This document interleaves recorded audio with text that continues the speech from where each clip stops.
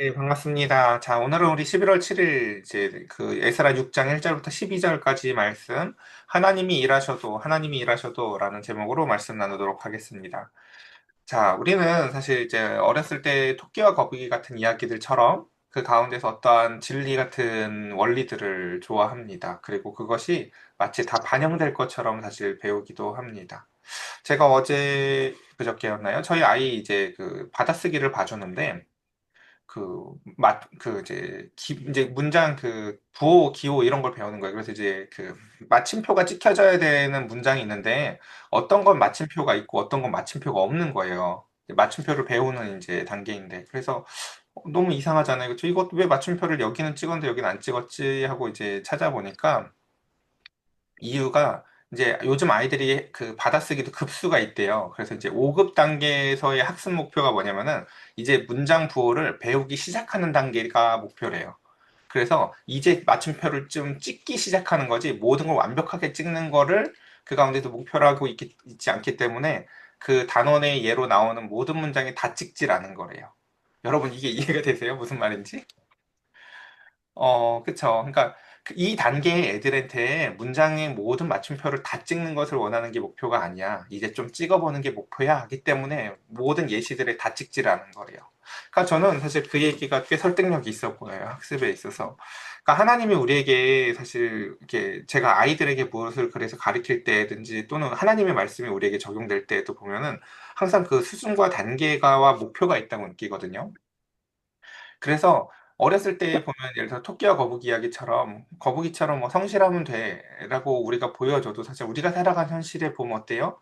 밖에서 성실히 일하는 사람보다 배짱이처럼 사는데도 불구하고 더 잘 사는 사람이 있는 것처럼 보이기도 하고 하는 여러 가지 모습들을 볼 수 있는 것처럼 우리가 하나님의 말씀도 마찬가지예요. 오늘 우리가 보는 말씀, 오늘 볼 에스라 6장 말씀이 우리가 기대하는 말씀이랑은 사실 굉장히 모양이 달라요. 근데 그것이 과연 왜 그런가라는 이야기들을 오늘 좀 함께 같이 살펴보려고 합니다.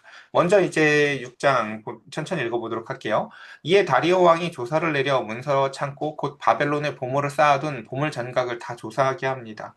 그러니까 다리오 왕이 이제 자신이 듣게 된 이제 이야기를 통해서 과연 진짜 그런 문서가 있는가를 뒤져보는 건데 그 메대의 앙메다 공성에서 한 두루마리를 찾았다라고 얘기를 하죠.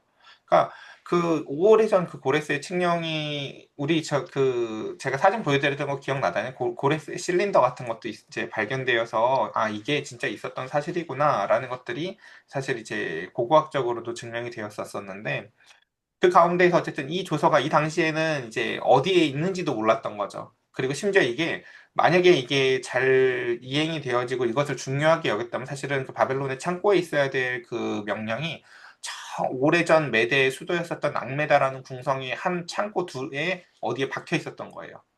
그러니까 아무도 모르고 그렇게 잊혀졌던 것들이죠.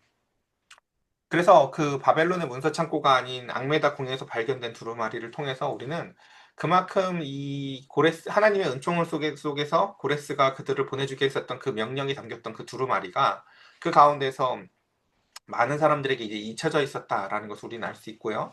그리고 두 번째로는 그렇게 하나님은 다시 하나님의 때에 그렇게 하나님은 알고 계셨던 그 말씀을 다시금 발견되고 드러나게 하셨다라는 것입니다. 그래서 좀 더 봅시다. 고레스 왕 원년에 조서를 내려 이르기를 예루살렘에 있는 하나님의 성전에 대하여 이르노니 이 성전 곧 제사를 드리는 처소를 건축하되 지대를 견고히 쌓고 그 성전을 높이는 60규빗 너비도 60규빗으로 하고 큰 돌 세 켜에 새 나무를 한 켜를 놓으라 그 경비는 다 왕실에서 내리라 라고 하면서 고레스의 그 칙령이 나타나는 명령들을 좀 더 자세히 기록해 주고 있고요. 또 느부갓네살이 예루살렘 성전에서 탈취하여 바벨론으로 옮겼던 하나님의 성전의 금, 은, 그릇들을 돌려보내라 이렇게 명령이 되어 있다라는 것을 보죠.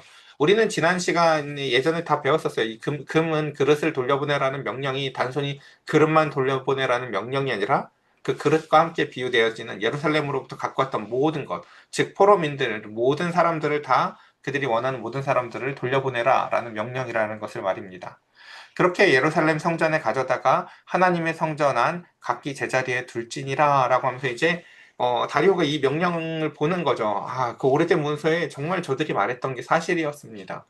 문서를 찾아보니 그 가운데서 악메다의 한 공성에서 정말 저들이 말한 것과 똑같은 기록에 이와 같은 문서가 발견되었습니다. 라고 보고가 되어집니다. 자, 근데 이제 그래서 이제 일단 좀 더 볼게요.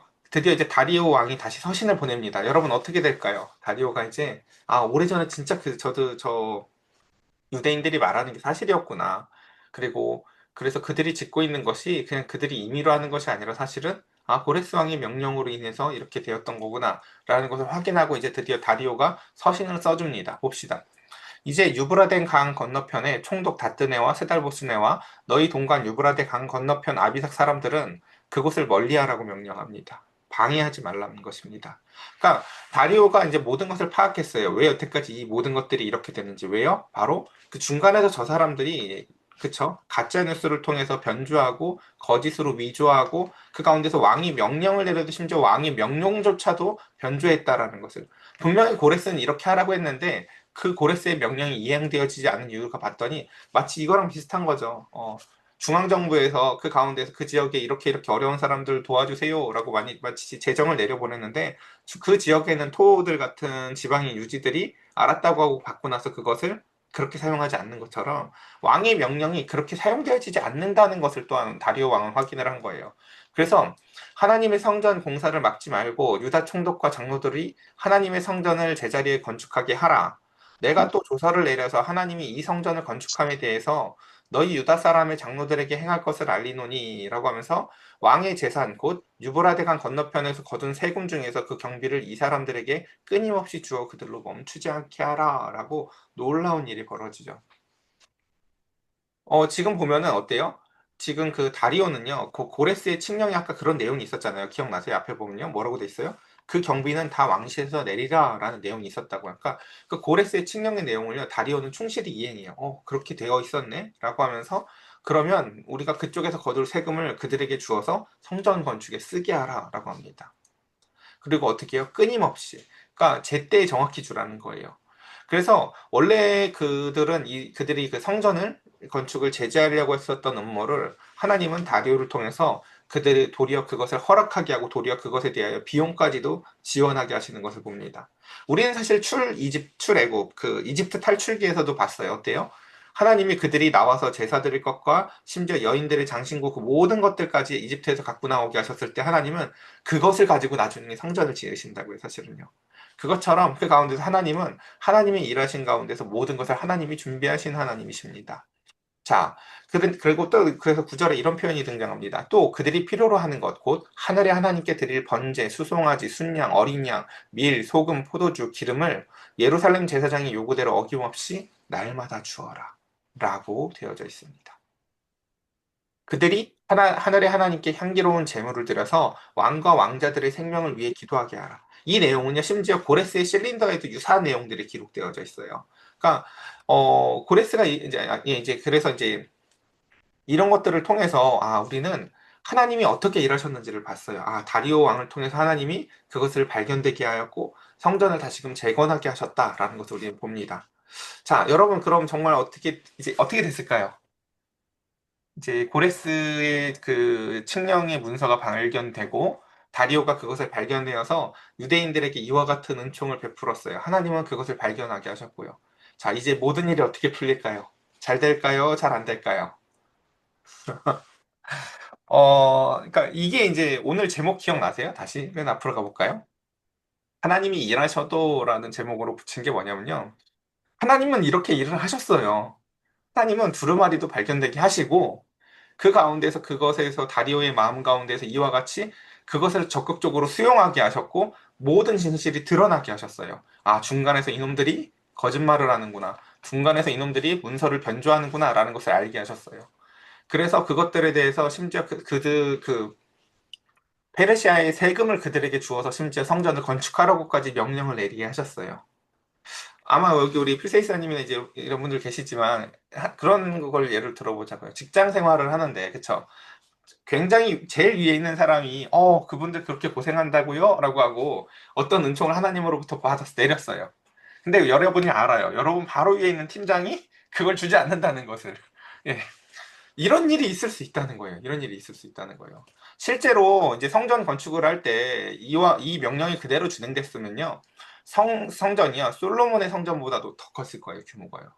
그러니까 이 명령이 그대로 진행이 되었으면요. 성전 규모도 어마어마했을 거고 그들의 위상도 달랐겠죠. 근데 우리는 이 당시에 이것이 어떻게 진행되었는지를 학계라는 성경책을 통해서 알 수 있어요.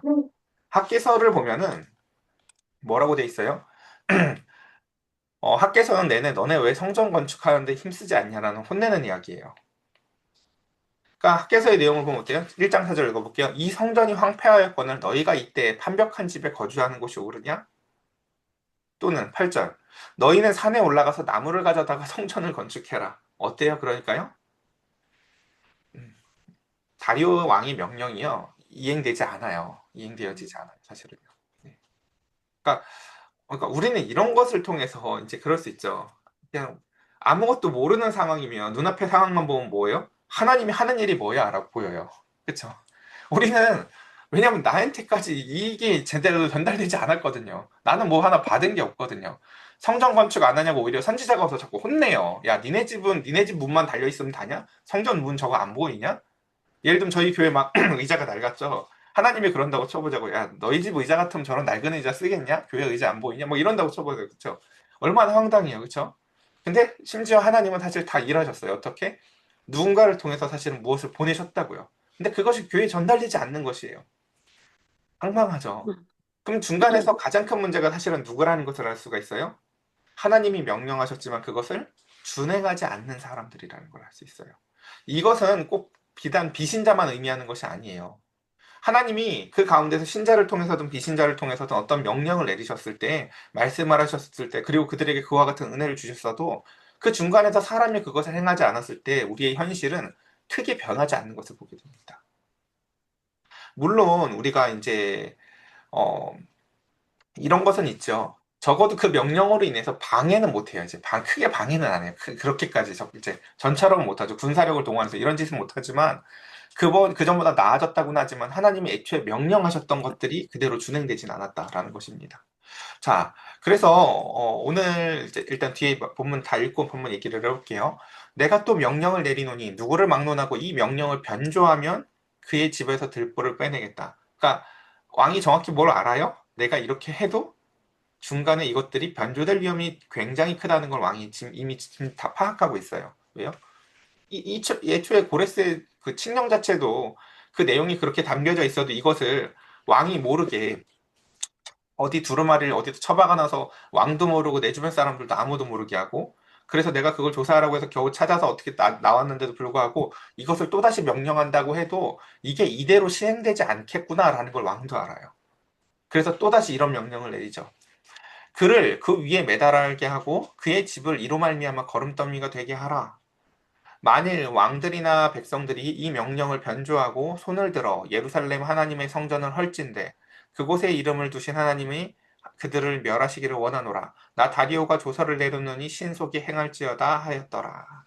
자, 오늘 그래서 말씀은 이제 우리가 이 시간이 큐티를 하는 시간이고 그 가운데서 이 큐티 시간은 제가 제일 중요하게 여기는 목적은 뭐냐면 영적 원리를 좀 이해하는 것에 초점이 있어요. 그러니까 이 아침 시간에 여기에 있는 왕들의 계속해서 연대 계산이나 이런 것에 대해서는 우리는 관심이 없어요. 그러니까 그런 것에 중요한 것이 아니라 이 말씀을 통해서 우리가 파악해야 될 영적 원리를 오늘 두 가지만 좀 정리를 천천히 해보려고 합니다.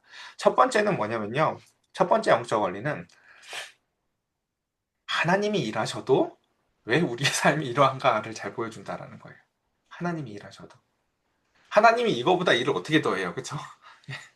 그 명령을 기억하게 하시고 왕에게 적극적인 마음을 주셔서 왕이 이렇게까지 편지를 쓰게 하셨어요.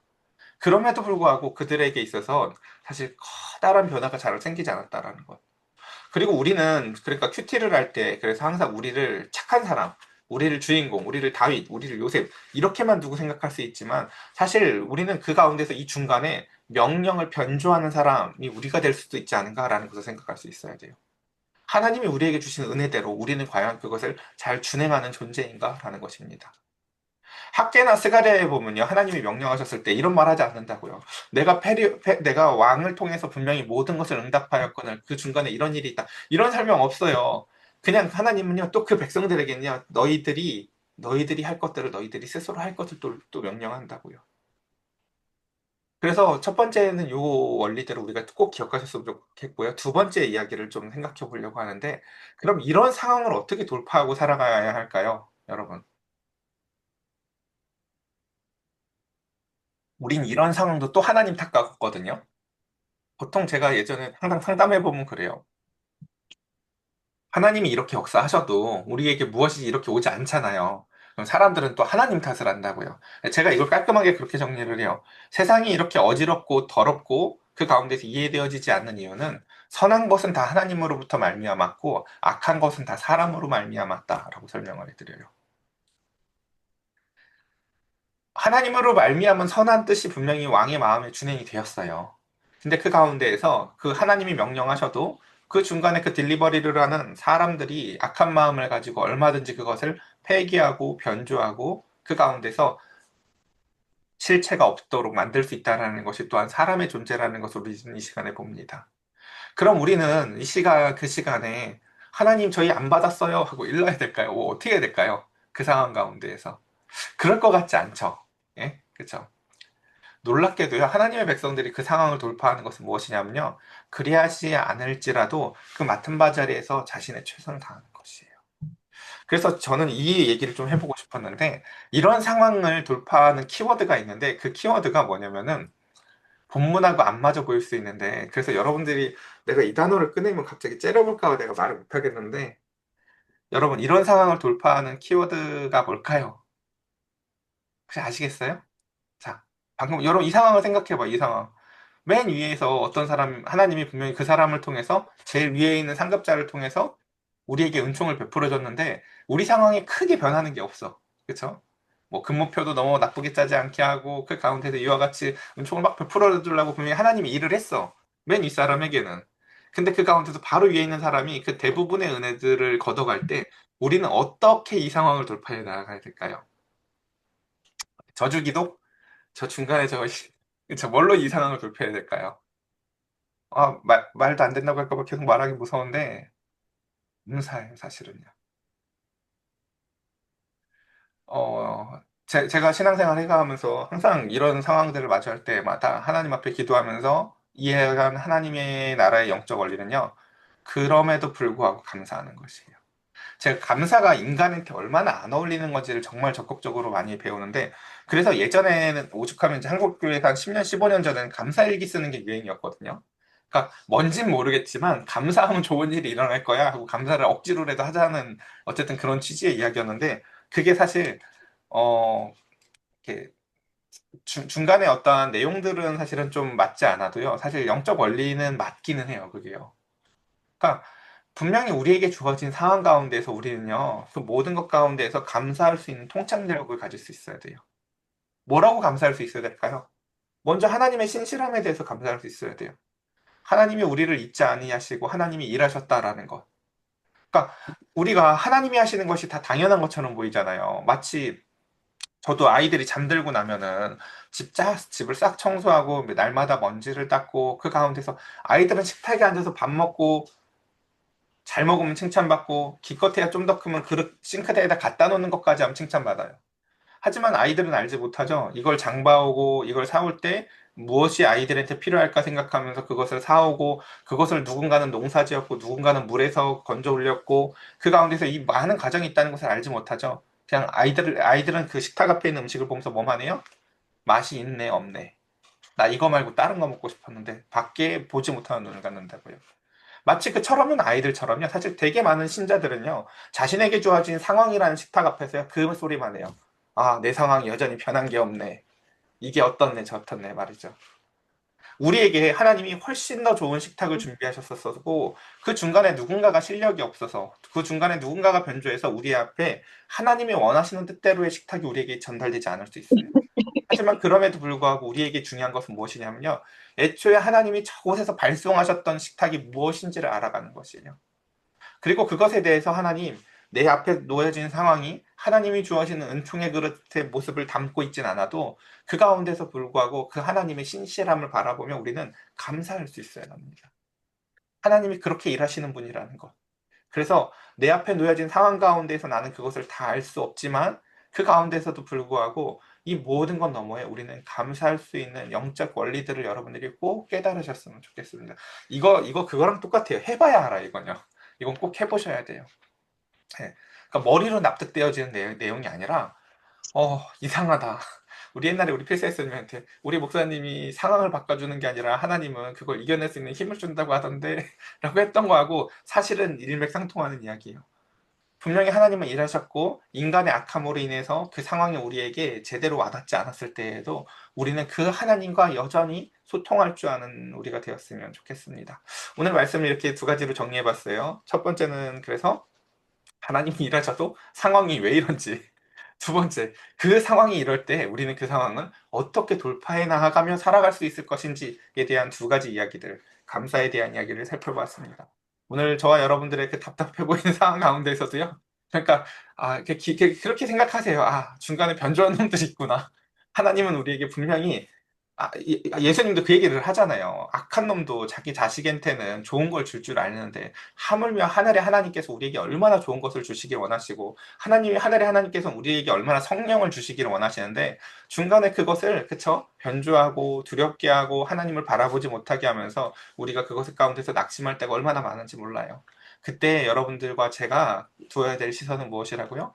그 하나님의 신실함에 감사하는 것입니다. 막 이렇게 기도해봤으면 좋겠어요. 하나님 그 두루마리를 발견하게 하심을 감사하고 발견됐어도 무시할 수 있거든요. 왕이 그것에 대하여 말씀을 응하게 하심을 감사하고 그들이 우리에게 내어주기로 했었던 수많은 재물들과 날마다 제공하기로 했었던 그 번제물들과 그 가운데서 성전에 대하여 모든 것들이 지금 다 보이지 아니하여도 이것을 그래도 우리의 힘으로라도 이제는 지어갈 수 있게 되면 감사합니다. 라고 우리가 찬송하고 예배할 수 있으면 좋겠습니다. 이 얘기도 우리가 많이 했죠. 하나님께서 모든 새와 공중의 새와 나는 것들 다 먹이신다고 하지만 새 입장은 뭐라고요? 날마다 내가 일한다니까요. 새 입장에서 날마다 내가 일해요. 근데 하나님은 뭐라고 말씀하신다고요? 그거 내가 먹이는 거야 라고 말씀하신다고요. 저와 여러분들도 하나님이 그렇게 먹이실 것입니다. 우리 그 하나님께 우리 이 시간 함께 같이 기쁨과 감사로 기도하는 시간 가졌으면 좋겠습니다. 우리 함께 같이 기도할까요?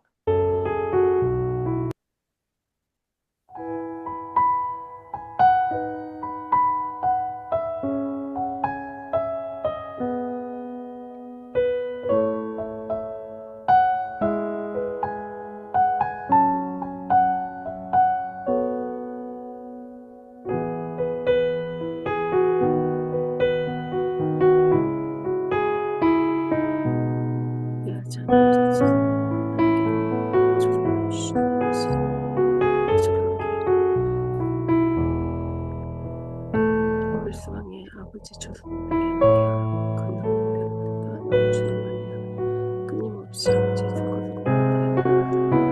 그 중간에 이런 모든 것들 아버지 순종하지 않음으로 인해서 아버지 신령함을 밝힘입니다. 불안한 사랑입니다. 아버지 부끄럽습니다. 아버지 사랑 속에서 아버지 어떻게 되는 것인지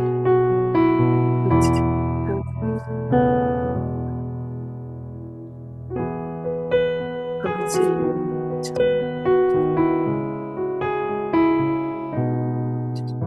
아버지 그리하지 않으시더라도 변함자 하나님 우리들에게 신실하시고 역사하시고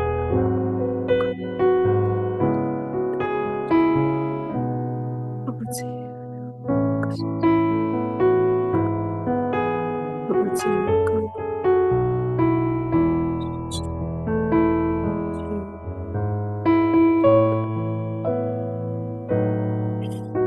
네 아버지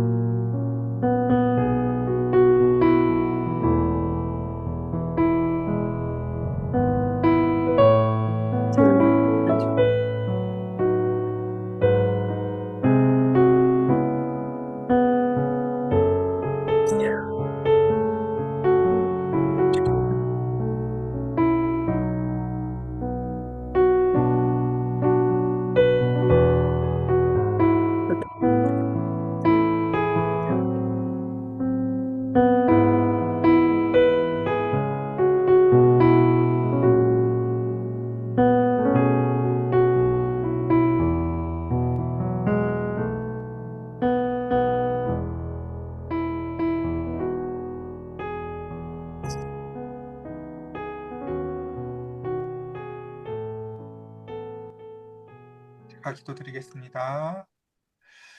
하나님, 우리는 오늘 에스라 6장의 본문을 통해서 두 가지 영적인 원리를 배웠습니다. 하나님은 낮의 해처럼 밤의 달처럼 신실하게 일하십니다. 마치 쓰지 않는 방에도 켜져 있는 불처럼 밤에도 우리가 잠든 시간에도 신실하게 하나님은 일하시고 그 가운데 하나님의 신실함이 때로는 우리에게 보여지지 않을 때도 있습니다. 하나님의 은혜를 중간에서 변조하는 수많은 사람들이 있음을 보았습니다. 우리는 때로는 그 가운데서 수혜자가 되어서 왜 이 은혜가 우리까지 오지 않느냐고 불평을 할 때도 있을 것이고, 때로 하나님은 우리를 그 가운데에서 전달자로 사용하셔서 너도 저들에게 사랑을 내어주어라. 저 원수들을 사랑해라. 또한 내가 내 형제와 다투었다면 예배를 오기 전에 먼저 그와 화해하고 와라. 라고 말씀하십니다. 우리가 그 명령을 변조하지 아니하고 주의 말씀대로 살아나아갈 때 하나님의 일하심이 온전하여질 것을 주님 믿습니다. 주님, 우리는 그것을 변조하는 자가 되지 않게 하시고 또한 변조담을 통해서 우리에게 그 은혜가 미쳐오지 못할 때에 그럼에도 불구하고 그 하나님의 은혜를 감지할 줄 아는 감사하는 마음, 망원경과 같이 그 먼 곳에 있는 것과 같아도 내게 이미 그것이 환하게 보여지는 은총의 눈을 더하여 주시옵소서. 우리 사랑하는 성도들, 오늘 이 말씀을 기억하며 오늘 하루를 놀랍게도 하나님과 동행하게 하시고 하나님의 은혜의 크심을 깨닫게 하시며 마음의 즐거움과 소망과 기쁨이 넘쳐나는 오늘 하루가 될 수 있도록 성령님 은혜를 더하여 주시옵소서. 우리 주 예수 그리스도의 이름으로 기도드렸사옵나이다. 아멘. 아멘.